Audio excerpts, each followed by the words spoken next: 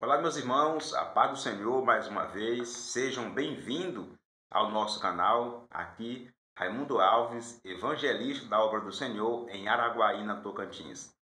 E como você sabe, estamos hoje aqui para mais uma aula, mais um vídeo do projeto Apoio à EBD, né? Esse projeto voluntário que, está aqui para poder lhe ajudar. A intenção desse projeto é tentar lhe ajudar a entender a aula, entender a lição e, se possível, se for a sua oportunidade, ministrar também na igreja, né?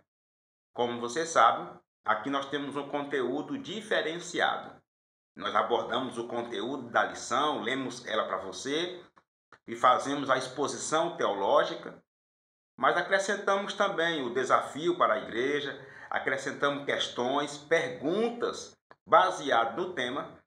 Tudo isso visando, meus irmãos, aproximar ainda mais o conteúdo da lição da prática, do nosso viver bem prático da igreja, do nosso dia a dia.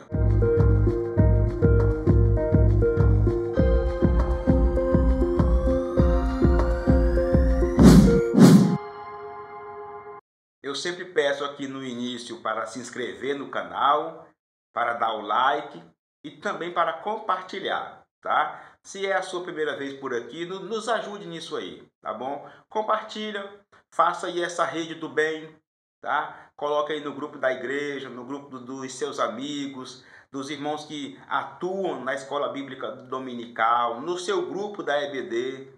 Faça aí essa corrente do bem, nos ajude nesse projeto, tá? É um projeto voluntário, estamos aqui simplesmente para compartilhar conhecimento, compartilhar com você o aprendizado e o estudo de mais uma lição da Escola Bíblica Dominical. Como você sabe, nós estamos estudando nesse trimestre sobre a supremacia das Escrituras.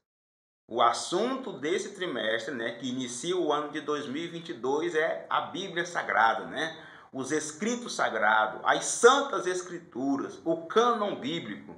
E assim nós temos aí uma referência, uma lista grande de referências e expressões sobre a palavra de Deus. O propósito é a gente estudar cada passo detalhado sobre a Bíblia, sobre as escrituras.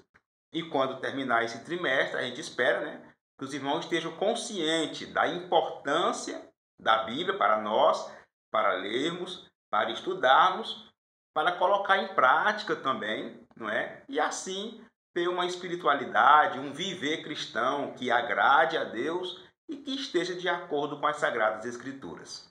E assim, nessa sequência desse trimestre, nós temos mais uma lição para estudar hoje, que é a lei e os evangelhos revelam Jesus.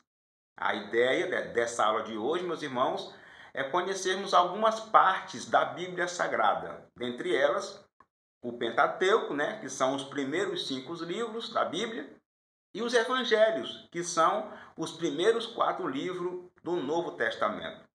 Nós iremos estudar como que o Pentateuco é montado, como que ele está organizado, ver também como que o evangelho é montado, como que Jesus é mostrado tanto na lei como nos evangelhos, e estudar também nessa aula de hoje sobre a transformação, que a palavra de Deus, que o evangelho, através de Jesus, pela palavra de Deus, faz nas nossas vidas.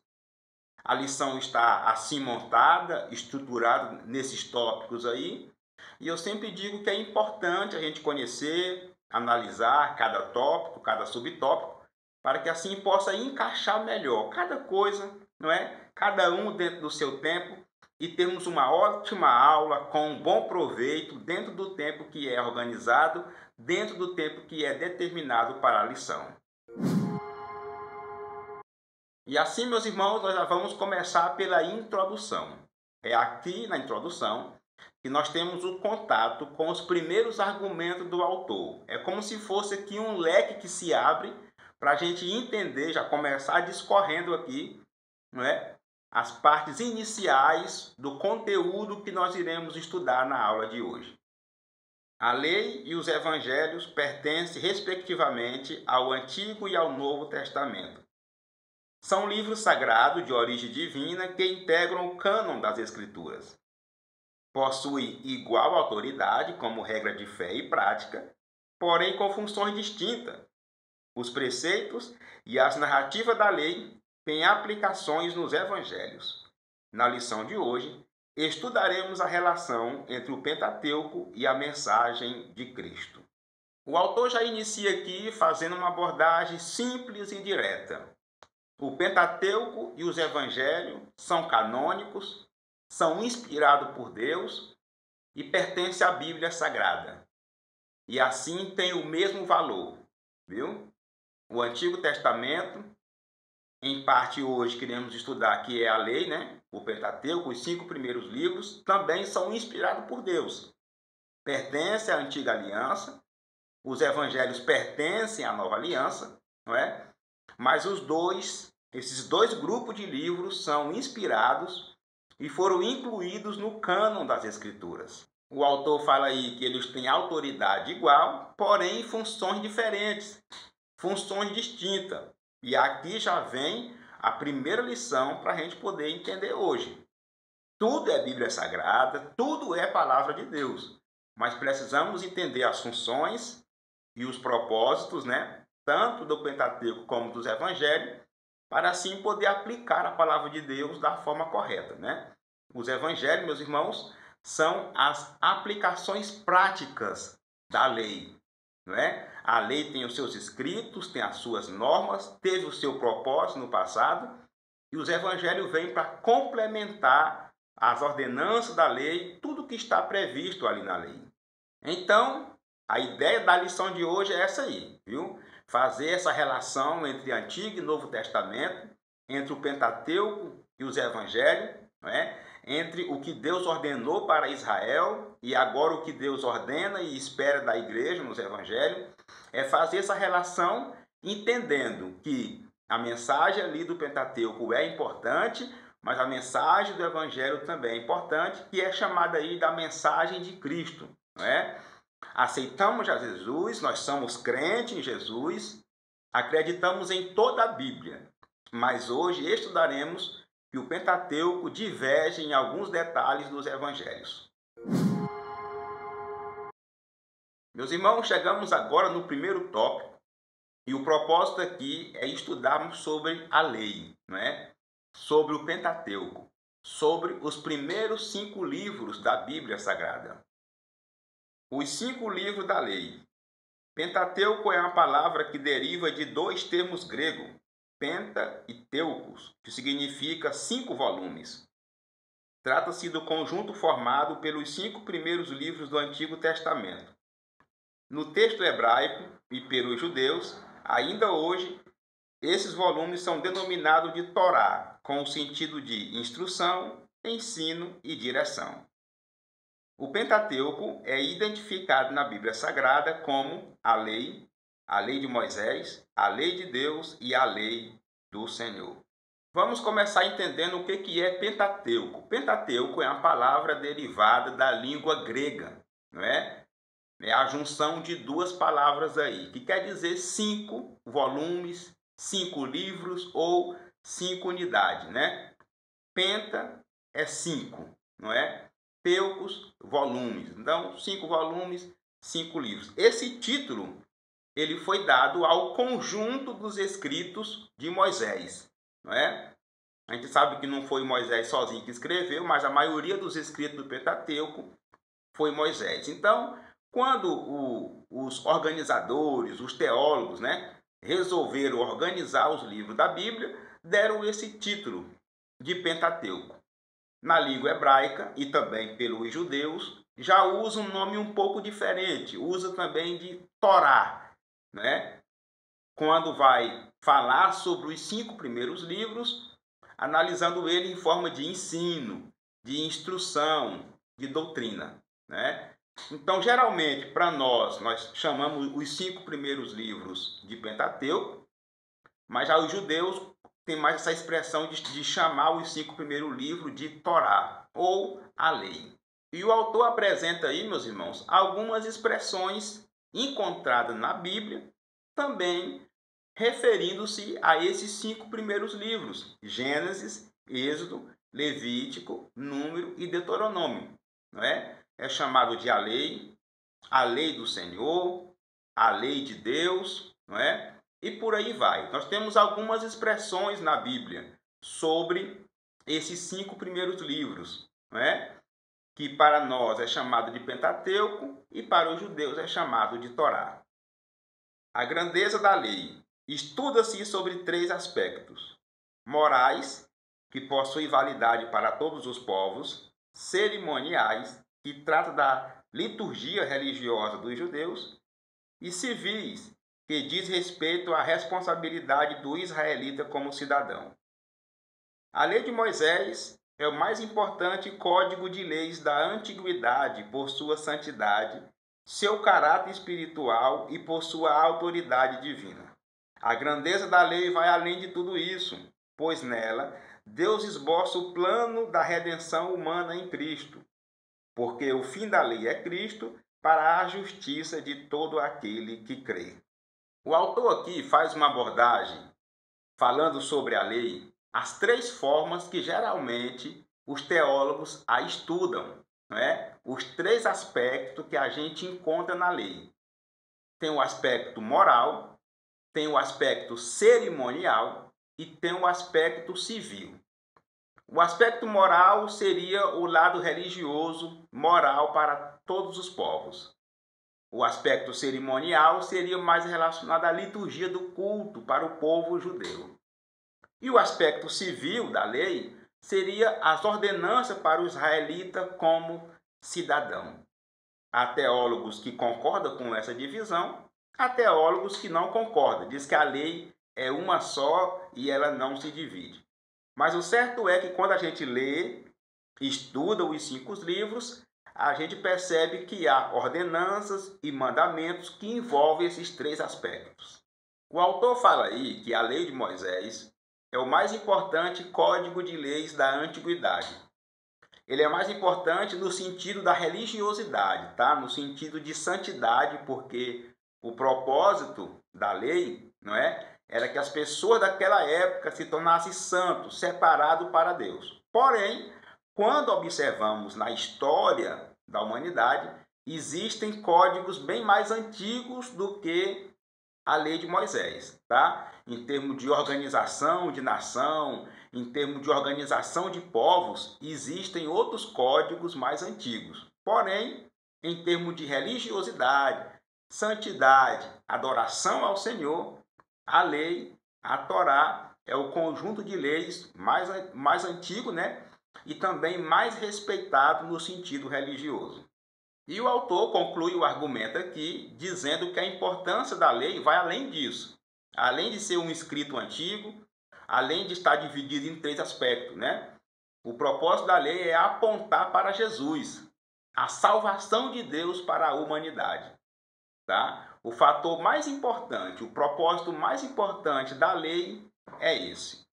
É importante o seu aspecto histórico? É importante a sua divisão? Também é. Mas mais importante é sabermos que ela aponta para o Salvador, Jesus, o Salvador da humanidade.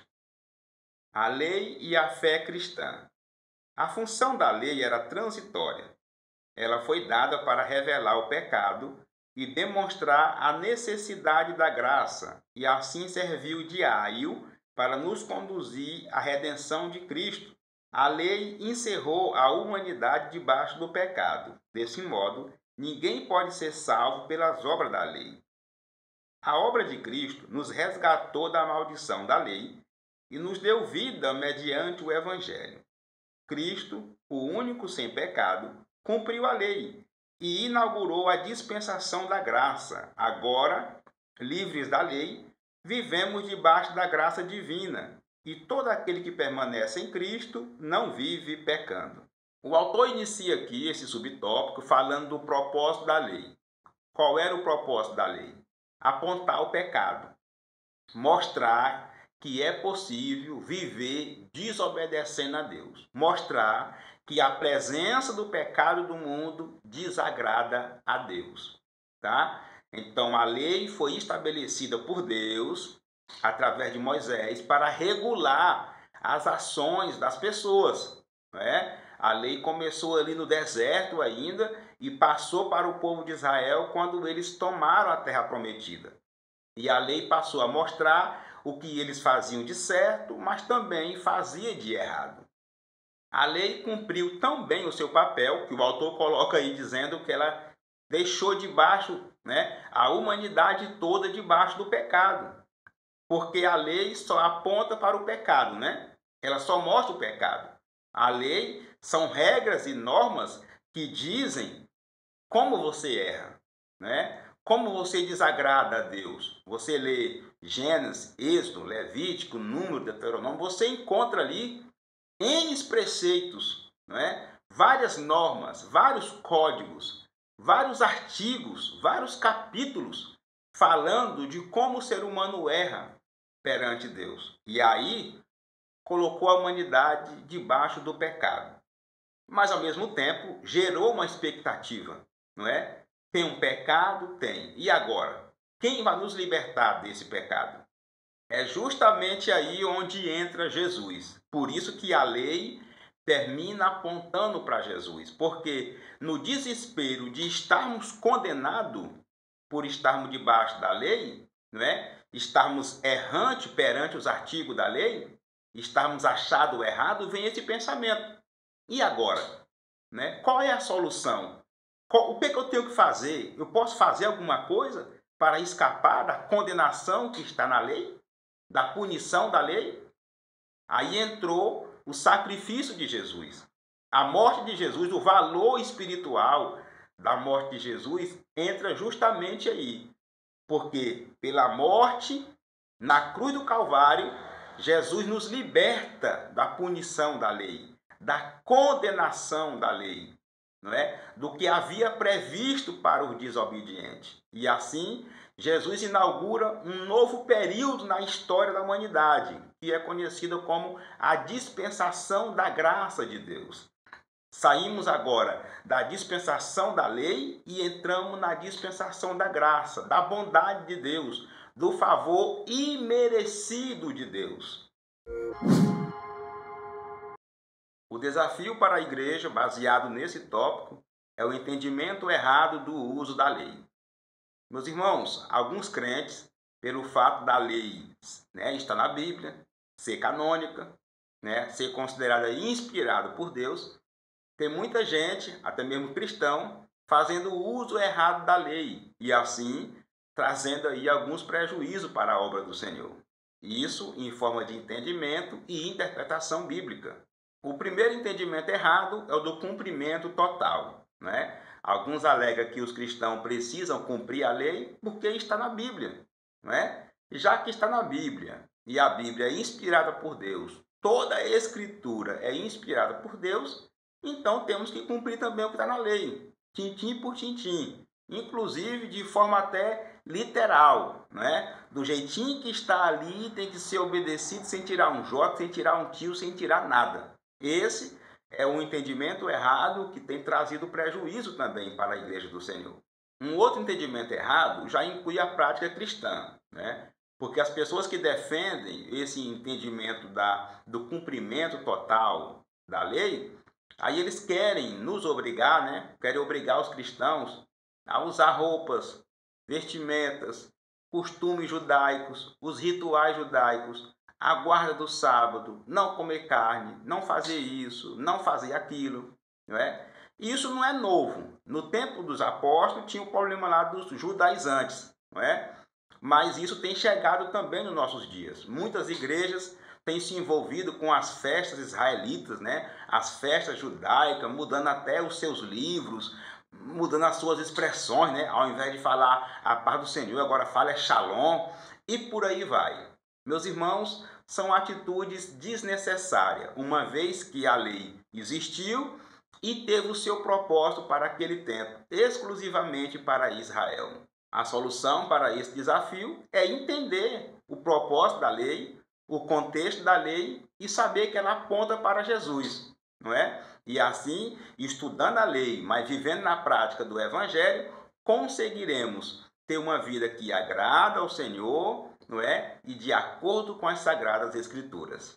Como recurso pedagógico, faça aí um resumo, um breve resumo dos livros da lei, tá? Do Pentateuco. Que isso vai ajudar os irmãos a entender a diferença entre eles, o objetivo de cada livro e o assunto também de cada livro, e assim eles entenderão melhor ainda do que estamos falando, né? Dos 5 livros, primeiros livros do Antigo Testamento. E assim, meus irmãos, podemos resumir o que nós estudamos nesse tópico. Nós estudamos que os 5 primeiros livros da Bíblia, chamados de Pentateuco, e formam a lei. Estudamos também que nós temos que analisar ela sobre 3 aspectos, não é? E aprendemos também sobre a relação entre a lei e a fé cristã. Bom, agora nós iremos estudar o segundo tópico da lição, e o propósito aqui é estudarmos sobre os evangelhos, tá? A sua composição e também a sua mensagem. O conceito de evangelho. O termo evangelho tem origem no grego, euangelion, com o significado de boas novas. Refere-se à mensagem do reino de Deus e da salvação por meio de Cristo. Seus autores são chamados de evangelista, que significa portadores de boas novas. Os 3 primeiros, Mateus, Marcos e Lucas, são chamados de sinóticos porque são semelhantes entre si. Os sinóticos registram especialmente o ministério de Jesus na Galileia. O Evangelho João tem peculiaridades próprias e enfatiza o ministério de Jesus na Judéia. Embora retratado de modo distinto, a mensagem dos evangelhos é única. O que quer dizer evangelho? Evangelho é um título dado à mensagem do Novo Testamento. E ela é derivada de 2 palavras gregas, né? Eua, que é boa, ângelo, mensageiro, né? Então fica mensageiro bom, mensagem boa, boas novas, né? Boas mensagens, boas notícias. E que boa notícia é essa? Que agora, não é? Temos um resgatador da lei, temos um salvador, o salvador da humanidade. Então essa é a mensagem contida, não é, no Novo Testamento, por isso é chamada de evangelho, porque é uma nova notícia, é uma boa notícia. E por costume é chamado de evangelhos os 4 primeiros livros do Novo Testamento, por causa do formato da escrita, tá? Aquela mensagem contida nos 4 evangelhos são únicas, tá? Aquele estilo literário ali foi inaugurado ali, naquele formato ali, viu? Um pouco de história, um pouco de narrativa, e assim temos os evangelhos. Eles estão divididos em 3 grupos, tá? Os 3 primeiros são conhecidos, chamados de evangelhos sinóticos. Por quê? Porque as histórias batem muito uma com a outra, não é? A narrativa, as histórias contadas, os episódios, o formato da escrita, tudo se parece. É até fácil você encontrar um episódio num livro e encontra também a mesma história, não é? O mesmo episódio em outro livro. Por isso que são chamados de sinóticos. São semelhantes entre si. Já por outro lado, nós temos também o Evangelho de João, tá? O Evangelho de João, ele é um pouco à parte, ele tem umas peculiaridades à parte, porque já foi escrito com um propósito um pouco diferente, não é? Enquanto que os outros narram mais os fatos, o Evangelho de João tenta mostrar Jesus como Deus realmente, né? Há um propósito ali diferenciado dos outros 3.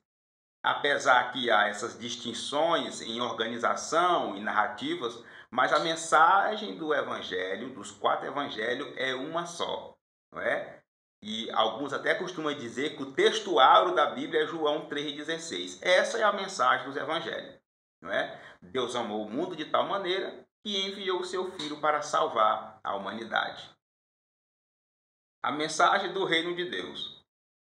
O Senhor Jesus, após o batismo nas águas e sua vitória na tentação do deserto, passou a pregar a chegada do reino dos céus. Nos evangelhos sinóticos, a pregação do reino aparece como tema central da mensagem de Cristo, e João enfatiza que o reino divino não é deste mundo. Os evangelhos indicam que as profecias messiânicas se cumpriram em Cristo.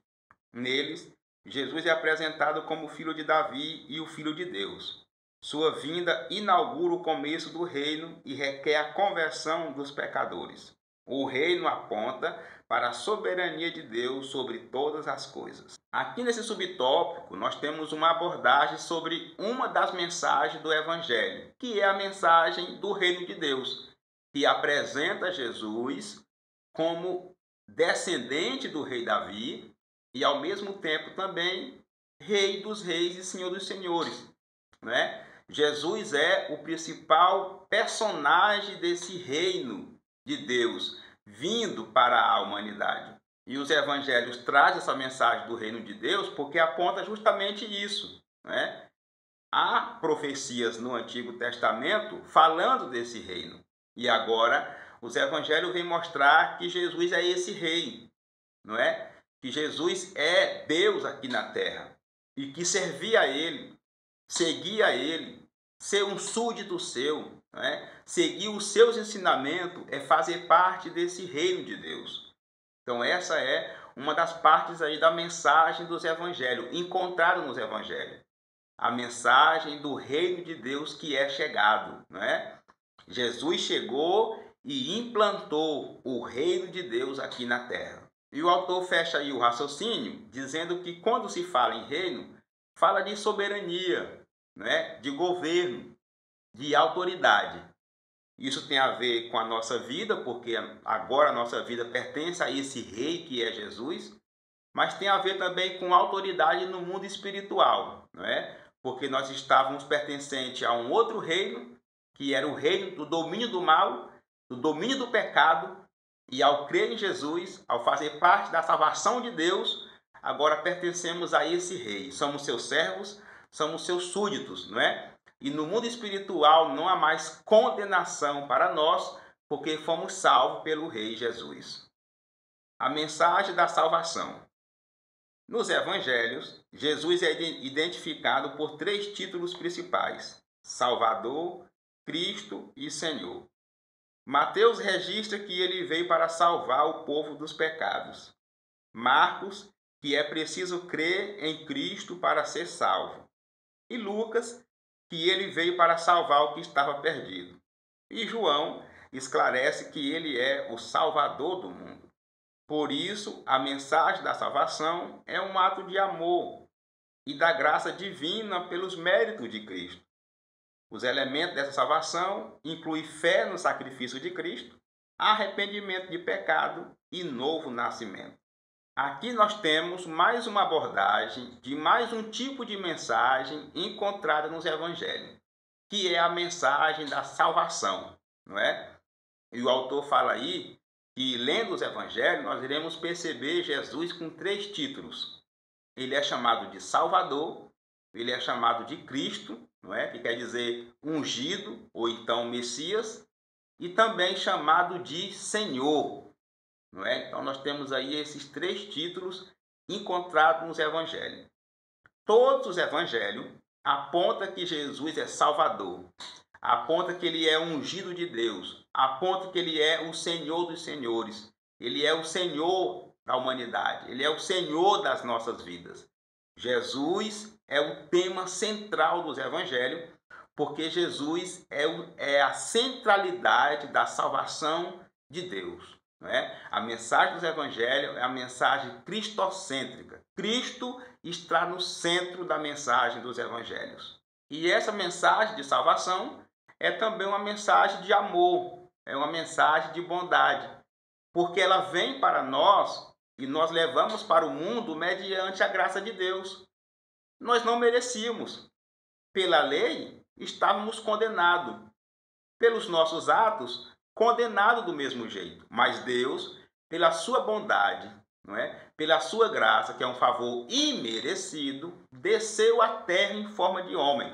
E daí vem essa mensagem da salvação. Jesus veio para redimir, para salvar a humanidade. E isso é um ato de amor de Deus. E essa salvação de Deus, ela tem aí uns componentes, viu?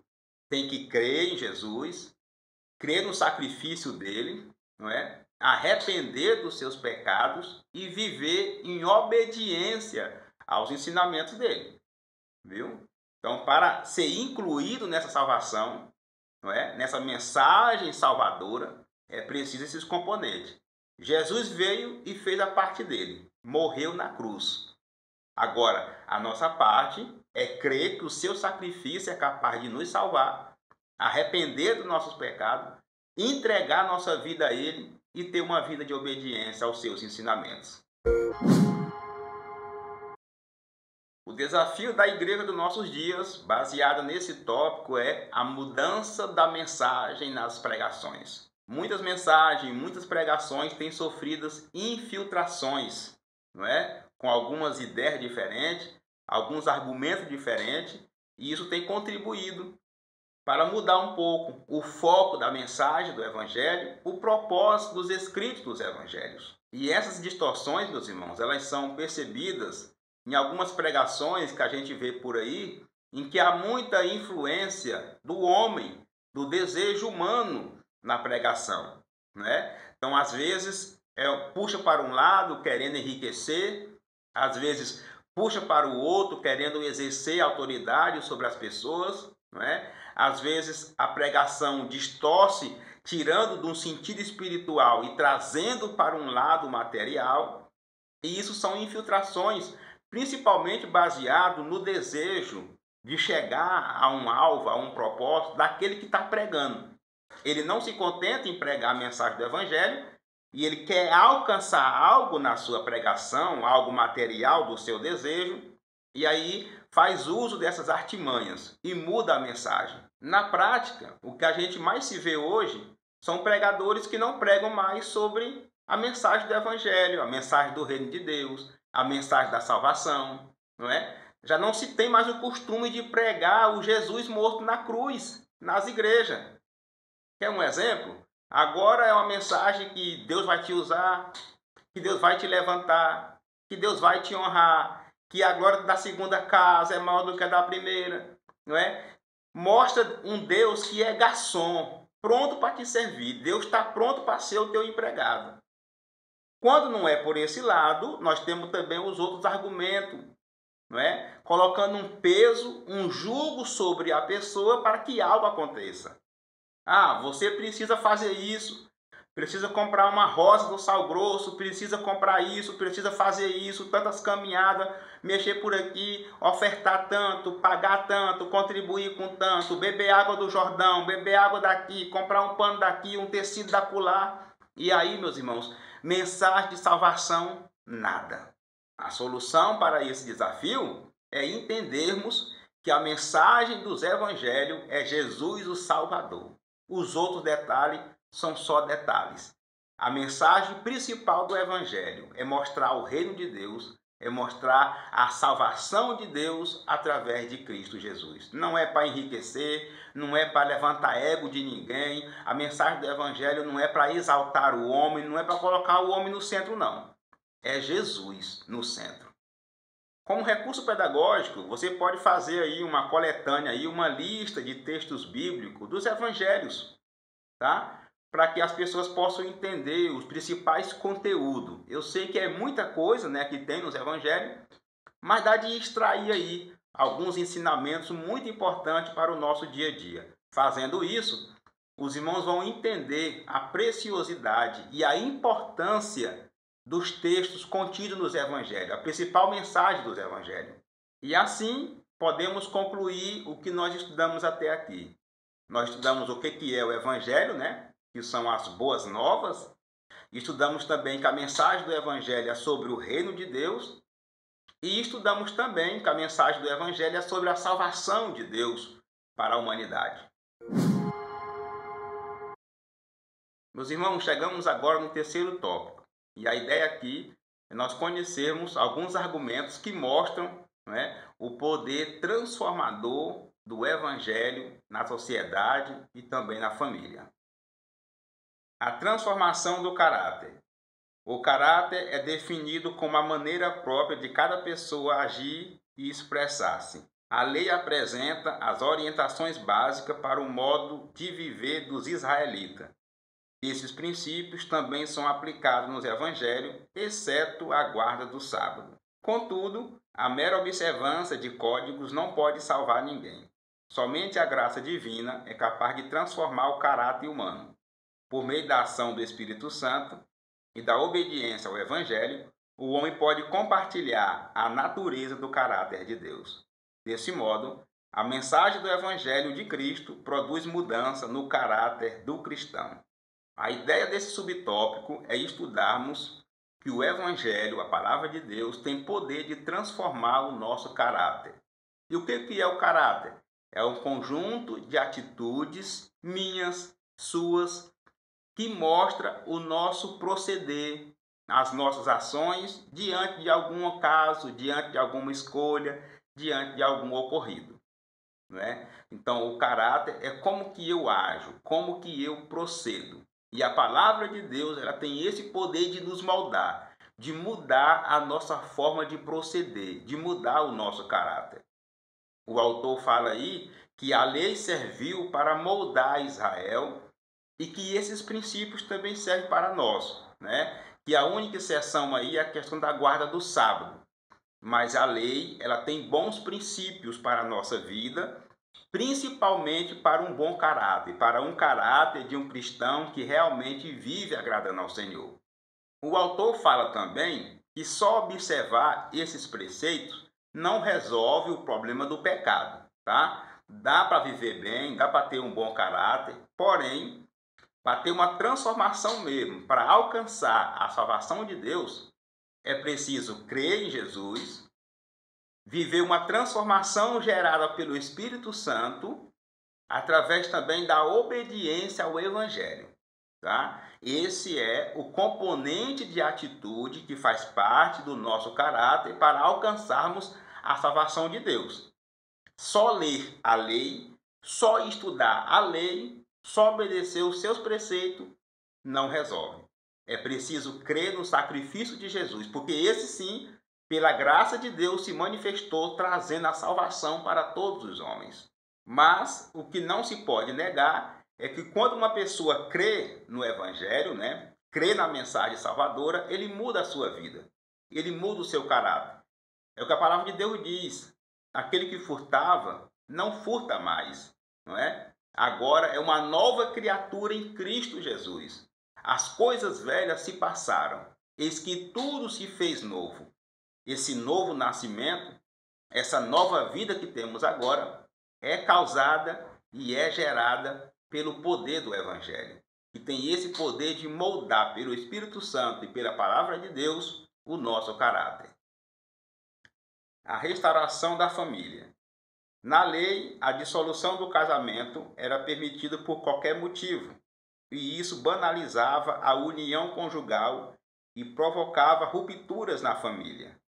Nos Evangelhos, Cristo ensina que o propósito divino para o casamento é a união indissolúvel entre um homem e uma mulher. As exceções são justificadas em caso de morte, infidelidade e disserção do lar pelo descrente. E mesmo na situação de traição e abandono, a mensagem cristã apresenta o perdão e a reconciliação como atitudes preferíveis. Nesse subtópico, nós conhecemos uma diferença entre a lei e os evangelhos, né? E aqui observando pelo aspecto da família. Baseado na lei, há muitas brechas para problemas familiares, inclusive divórcio, abandono familiar. Mas quando Jesus vem e ele reorganiza o entendimento da lei, ele deixa claro que o propósito de Deus é um casamento indissolúvel. Então, enquanto na lei, na Torá, nós temos ali algumas brechas, não é? Nós temos alguns escapes ali que permite o abandono da esposa, permite o divórcio, não é? Nos evangelhos é diferente. Quando Jesus vem, ele fala que o propósito de Deus, não é? É que o casamento permaneça de pé, indissolúvel entre um homem e uma mulher. Jesus chegou até a dizer que, né, o divórcio foi organizado ali no tempo da lei por causa da dureza do coração do ser humano. Nos evangelhos, na palavra de Deus, no Novo Testamento, também encontramos aí algumas possibilidades para a dissolução de um casamento. Tem a questão da infidelidade, do abandono do lar pelo descrente. Mas a principal mensagem do Evangelho é o perdão e a reconciliação. Então, se ocorrer um problema entre qualquer família e esse casal se juntar, bater as ideias ali, não é? E chegar a um consenso de se perdoarem, se reconciliarem, há base bíblica para isso também, viu? E isso é o mais esperado, isso é o mais aconselhável. Porque o que faz uma família se bagunçar é a presença do pecado, é as artimanhas do diabo, que derrubou um ou derrubou outro. Mas agora o casal chegou num consenso, percebeu que podem se ajustar, se perdoe, se reconcilie. Vão criar os filhos na presença do Senhor, que com certeza estarão dentro da vontade de Deus. A regeneração da sociedade. A estrutura dos 10 mandamentos, que fazem parte da lei, diz respeito a Deus e à sociedade e envolve pensamento, palavras e obras. O Senhor Jesus ensinou que todo o sistema mosaico estava resumido em 2 ações: amar o Senhor e amar o próximo. Os evangelhos asseguram que o amor de Deus para com a humanidade é a base da salvação. Em vista disso, os cristãos receberam a missão de proclamar essa mensagem às nações. Assim sendo, a igreja, ao pregar e viver o evangelho, torna-se sal da terra e luz do mundo. Quando estudamos a lei, nós percebemos que a sua base é o relacionamento das pessoas com Deus e o seu relacionamento também em sociedade. Nós já estudamos aqui que a lei ela pode ser estudada em 3 aspectos, não é? Agora, quando Jesus vem e dá-lhe um novo sentido à lei, um novo entendimento à lei, ele diz que tudo se resume no amor. Amor a Deus e amor ao próximo como a ti mesmo. E onde encontramos isso? Nos evangelhos. Por isso que os evangelhos complementam a lei. Por isso que a mensagem dos evangelhos é considerada superior à mensagem da lei. Porque agora ela aponta Jesus como o ápice da relação entre nós e Deus e também o modelo entre nós e a sociedade. O autor fala aí também que os evangelhos apontam principalmente o amor de Deus para com a humanidade. E essa é uma grande verdade. Nós encontramos o amor de Deus no Antigo Testamento também, na lei também. Mas nos evangelhos isso está mais claro, não é? Como eu já falei aqui, o texto bíblico de João 3,16. Deus amou o mundo de tal maneira que enviou o seu Filho único para salvar a humanidade. Essa mensagem de salvação deve ser a principal mensagem da igreja. Tá? É essa mensagem que tem que estar nos nossos púlpitos. É essa mensagem que tem que estar nos nossos ensinamentos. Deus amou a humanidade. A humanidade estava perdida, condenada na maldição da lei. Mas Deus enviou o seu Filho para resgatar todos nós de debaixo da lei. Não é? Então o Evangelho tem esse poder de salvar o nosso caráter, a família e também a sociedade. E aí o autor fecha o raciocínio aí dizendo que se a igreja viver realmente, não é? Viver o Evangelho, pregar o Evangelho, ela vai ser realmente sal da terra e luz do mundo. Ou seja, vai ser um diferencial na sociedade. A igreja hoje, meus irmãos, é a maior proclamadora do Evangelho. É a maior proclamadora dessa mensagem salvadora. Só que não só proclamadora, a igreja tem que viver essa transformação. Não é? A igreja ela tem que viver, ela tem que ser diferente, ela tem que ser esse sal, ela tem que ser essa luz. E assim viveremos e veremos na prática esse poder transformador do Evangelho, que transforma também o viver em sociedade. O desafio para a igreja, baseada nesse tópico, é a falta de transformação nas igrejas. Nós estamos estudando, né, esse poder transformador que o Evangelho tem, mas alguém pode perguntar ou falar alguma coisa, por que na igreja encontramos tanta gente que não tem a vida transformada, não é? Isso é um desafio para os nossos dias, porque alguns querem dizer que é porque a igreja é isso e aquilo, outros não querem ser crente porque vê muito problema na igreja. E aí, como resolver esse desafio? Essa não transformação a gente percebe aí no dia a dia, não é? Crente que compra fiado e não paga, briga nas igrejas, calúnia, perseguição até entre os pastores, né? Puxação de tapete, fuxico. Nós temos muitos problemas nas igrejas que não era para acontecer. E estão acontecendo porque a mensagem do evangelho já entrou por um lado do ouvido, saiu pelo outro, não tem mais poder de transformar essas vidas, meus irmãos. E isso tem trazido prejuízo para o reino de Deus. A falta de pessoas se converterem de verdade, de nascerem de novo, tem trazido grandes prejuízos para a obra do Senhor. Isso se dá geralmente por dois motivos. Primeiro, a ação do diabo, né? A Bíblia diz que é o diabo que semeia o joio no meio do trigo. Então nós vamos ter esse problema aí, porque o diabo ele anda ao redor, atrapalhando a igreja. E infelizmente tem muita gente que não vigia e termina sendo instrumento do diabo dentro da igreja, causando divisão, causando contenda, causando fuxico. Então um dos motivos dessa não transformação é a ação do diabo na vida de alguns que não vigiam e que não buscam libertação de Deus. Um outro fator é a questão da profecia bíblica. Nós temos vários textos bíblicos que apontam que nós estamos no fim. E esse é um dos resultados do fim. Homens amantes de si mesmos, que se possível devorariam até o rebanho de Deus.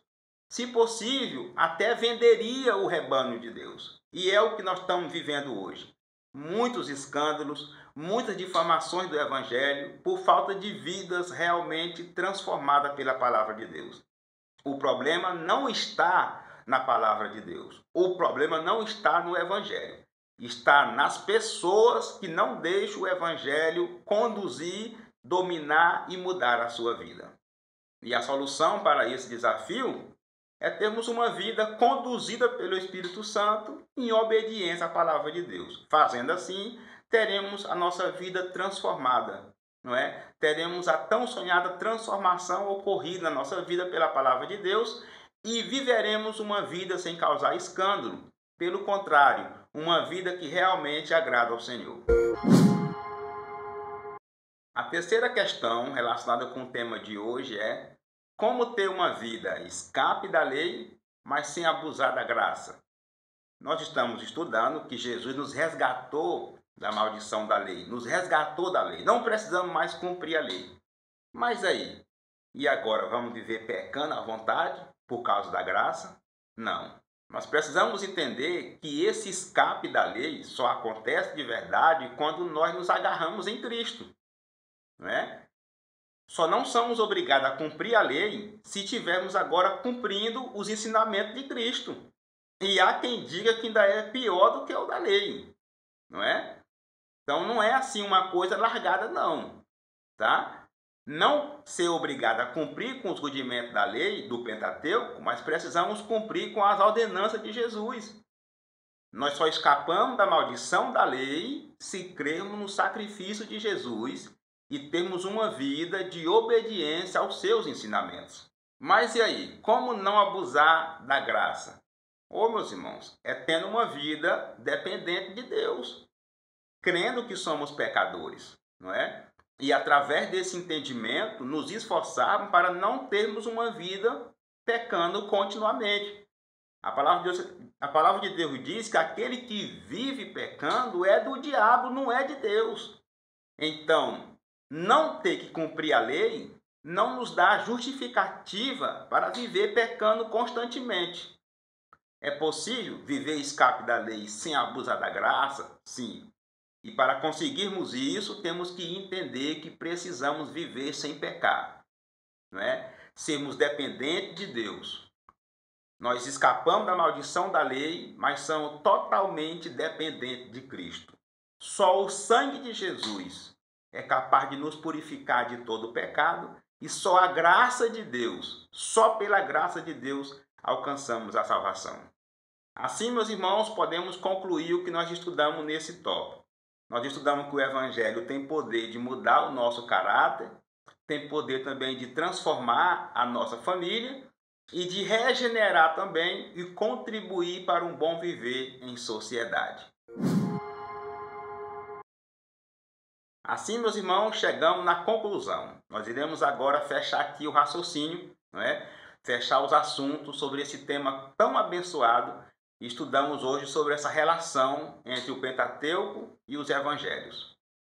A função da lei era transitória. Ela revela o pecado, mas também aponta o plano da salvação em Cristo. O Senhor Jesus nos libertou da condenação da lei e as boas novas dessa salvação estão reveladas nos Evangelhos. Em suma, as obras da lei não justificam, mas pela graça somos salvos, por meio do arrependimento e da fé em Jesus Cristo. Hoje nós estudamos sobre o propósito da lei, que era mostrar o errado, mostrar o pecado. Não é? A lei foi escrita para que os israelitas entendessem em que pontos, em que situações eles poderiam desobedecer a Deus. Essa lei passou para os israelitas, passou para toda a humanidade, para aqueles que tiveram contato, não é? E gerou ali um clima de punição, um clima de condenação, um clima de maldição. Estudamos hoje também sobre o propósito de Jesus, que é nos resgatar dessa punição da lei, dessa maldição da lei, não é? A lei contém registro para viver em sociedade, para adorar a Deus, para servir a Deus, mas o certo é que ela pune a pessoa perante Deus. E era uma punição que o ser humano não dá conta de cumprir. Aí vem Jesus, enviado pelo Pai, pela Trindade, não é? Para nos resgatar, para trazer através dos seus ensinamentos a libertação da maldição da lei. Estudamos hoje também o propósito dos evangelhos, que é mostrar que Jesus é o resgatador da lei. Que quem está nele não precisa cumprir a lei. Olha só, não é? Essa é a mensagem do reino de Deus, essa é a mensagem da salvação de Deus contida nos evangelhos. Os evangelhos mostram que Deus amou o mundo naquela situação de pecado, desobedecendo a sua lei. Mas Deus amou, enviou Jesus para salvar a humanidade. Esse é o propósito dos evangelhos. Mostrar esse Jesus resgatador, esse Jesus salvador, que nos salvou da punição da lei, da maldição da lei. E agora nenhuma condenação há para aqueles que estão em Cristo Jesus, que já não andam mais segundo os seus desejos, não andam mais segundo a carne, mas segundo o Espírito de Deus. E qual é a lição da lição de hoje que nós podemos tirar? Foi Deus que criou a lei. Foi Deus que estabeleceu a lei. E ela teve o seu propósito. Mostrar o errado e apontar para Cristo, né? Mostrar que Jesus é o resgatador da lei. Jesus é o sem pecado. Ele é o homem perfeito. Mostrado nos evangelhos como o homem perfeito, o Filho de Deus, o Deus encarnado entre nós. As obras da lei não salvam. Tentar cumprir com os rudimentos da lei não alcança a salvação. Não é? Fazer o que a lei manda, as ordenanças da lei, não nos torna justos. Nós não somos justificados pelas obras da lei. A nossa justificação, salvação, libertação se dá unicamente e exclusivamente por Jesus. Nós precisamos crer que a morte dele foi suficiente por todos os rituais da lei. Não é? Todas as obras da lei estão resumidas em Jesus. Então, quando eu e você cremos nesse Jesus, entregamos a nossa vida para ele e procuramos viver os seus ensinamentos, procuramos viver os seus argumentos, procuramos viver a vida que Jesus viveu, nós estamos livres da lei. Não precisamos mais cumprir com os rudimentos da lei. E assim, meus irmãos, chegamos no final de mais uma aula e eu quero agradecer a sua audiência. Muito obrigado por ter chegado até aqui. Muito obrigado por ter vindo estudar conosco mais uma aula.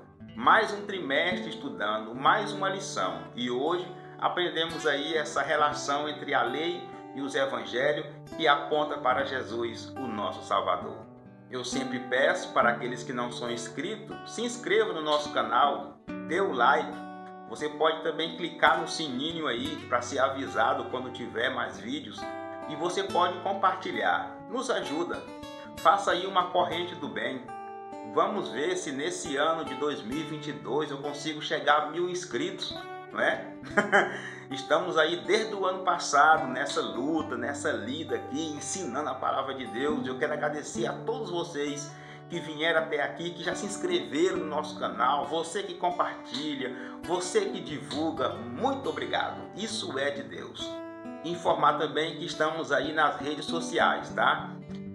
Tem aí o nosso Facebook, onde nós postamos semanalmente ali, não é? Alguns trechos da nossa aula. Postamos também no Instagram, não é? Algumas partes dessa aula aqui, algumas postagens. Tem também o nosso WhatsApp, caso você precise entrar em contato. O certo é que eu fico muito feliz por você ter vindo até aqui. Se você for ministrar essa aula, que Deus te abençoe, que Deus te guie, que Ele ilumine a tua mente, o teu coração para uma boa aula. Estude, pesquise, anote, mas também ore. Busque direcionamento do Espírito Santo. Busque direcionamento de Deus, que mais uma vez Ele vai te usar para um bom aprendizado e um bom crescimento espiritual da sua igreja. Se Deus nos permitir, até a próxima aula, até a próxima lição.